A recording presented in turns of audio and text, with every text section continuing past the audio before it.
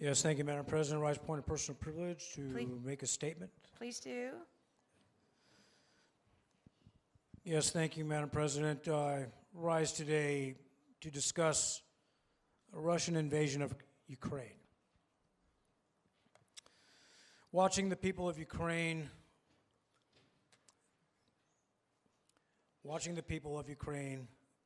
defend themselves is like having a front row seat in the class of democracy.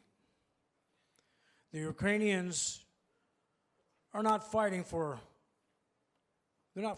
each other over things like CRT, vaccines, mask mandates. They're fighting for each other so that future generations will enjoy the freedoms that exist in a true democracy. Let us be clear. I, for one, and hopefully we, condemn Putin's unprovoked invasion of Ukraine and the war against the Ukrainian people in the strongest sense. This is an absolute battle between a dictatorship and a democracy. I, hopefully we, stand with President Zelensky in his fight to keep his country free. When the federal government, our federal government, offered to help him leave the capital of Ukraine to avoid being killed by advancing Russian forces, President Zelensky pledged to remain in charge of his government, despite grave personal risk.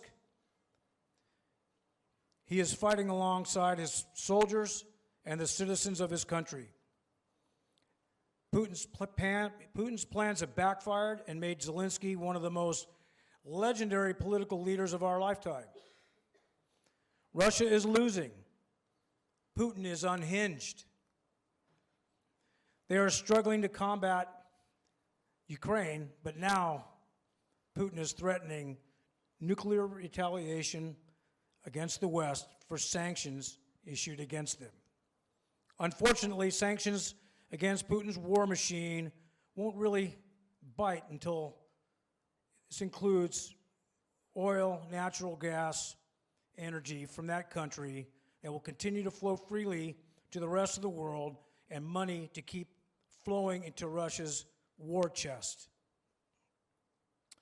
which is ultimately funding murders and of innocent lives of Ukrainians. He is a cold-blooded killer, an oppressor. He and his cronies are starting to realize that.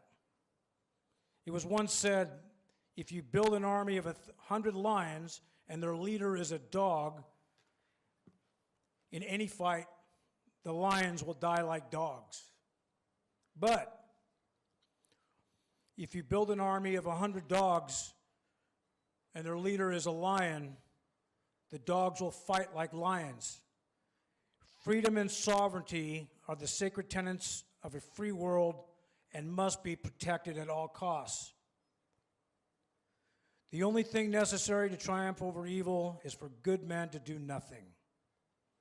I ask that you join me in standing for freedom and democracy. Anything less is unworthy of our support. This is a worthwhile and heroic battle of the Ukrainian nation. And if Putin wants to take his country down that path, it has been said, an evil leader will burn down his nation just to rule over the ashes. The United Nations was formed many, many years ago to stop world wars and has failed to keep tyrannical dictators in check. For the Ukrainian people to put their country first is the ultimate test of a true free country. Madam President, thank you very much. Thank you, Senator Borrelli.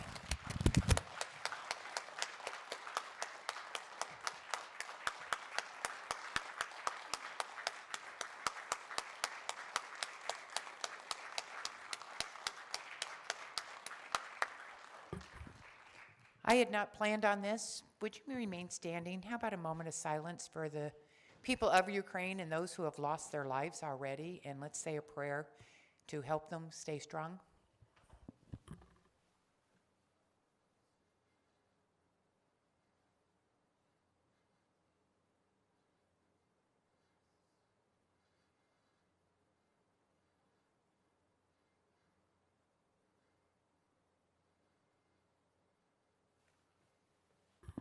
Thank you. You may be seated.